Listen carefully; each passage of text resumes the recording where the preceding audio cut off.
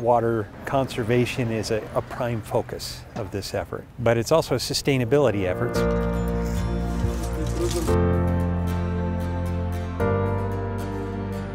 Meeting houses of the Church of Jesus Christ of Latter-day Saints are getting a landscape makeover, something already in place for new construction in arid regions. All of our new buildings receive a WaterWise landscape.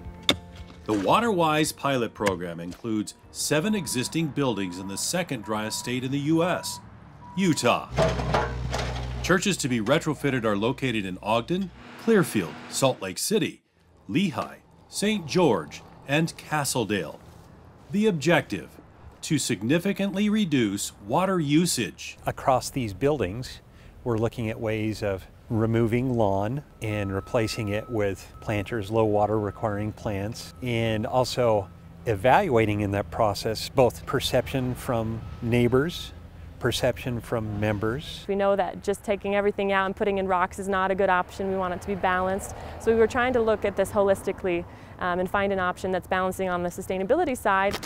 We'd like to achieve something that we feel we can easily maintain, that will save water, that the neighborhoods will be proud of, and that the membership will be comfortable with. Balanced and sustainable, a natural progression to good stewardship of the earth and its resources, which is a long-standing doctrine of the church. I appreciate what the church is trying to do because we're here to take care of what God has given us. And so the church is basically trying to set that example. At the heart of it, it is our belief that God created this earth for us, that He's given it to us to use it, but not to excess. We must care for it. A conviction that the church's presiding bishopric is amplifying. Our Heavenly Father allows us to use earthly resources according to our own free will. Yet, our agency should not be interpreted as license to use or consume the riches of this world without wisdom or restraint. Though our efforts have not been and are still not perfect, and we recognize that, there is a continual and ongoing church-wide effort to improve our care of natural resources, including the implementation of best practices and available technology to improve our water efficiency. Over the years, the church has worked to improve its environmental impact. We take seriously our moral obligation to take care of the earth and to be good neighbors and collaborate in society. The transformation from inefficient to water-wise begins with refitted smart irrigation systems that watch the weather. And the smart controller, what it does is it uses data, weather information, and it adjusts how the sprinklers run. It's all based on weather and soil and moisture and all those type of different things so that it's watering the most efficiently that it can. Add to that subsurface drip lines that replace above-ground sprinklers. We have lines that go below the soil and are going to apply water in the soil profile, ultimately to the roots of the grass as that grass grows. It cuts down on the amount of evaporation and transpiration that takes place.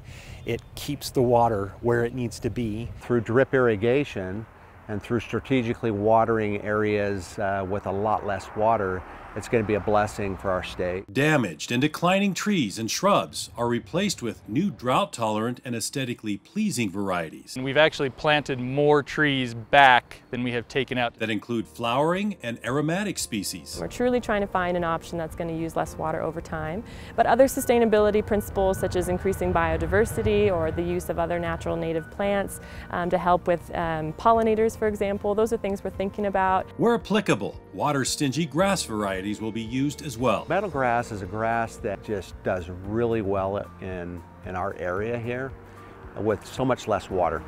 So it still has to be watered, but you're going to save between 30 and 40% water in a year. A more sustainable design, to be sure, that now, like any pilot program, needs to be maintained, monitored, and its effectiveness measured over a span of 2 to 3 years. And after that, we're going to present the findings to the presiding bishopric and say, this is what we found out. We're trying to find where is that sweet spot? Where can we be in being conservation minded and still really have a nice, attractive building that's complementary to the neighborhood. So it's really going to fill in. You won't even see a lot of the mulch. It's going to be lush and green and some mixture of color. Beyond the state of Utah, and as part of our long-term water conservation plans, we are making a concerted effort to extend WaterWise practices church-wide. This pilot program gives us the opportunity to do something that's new, different.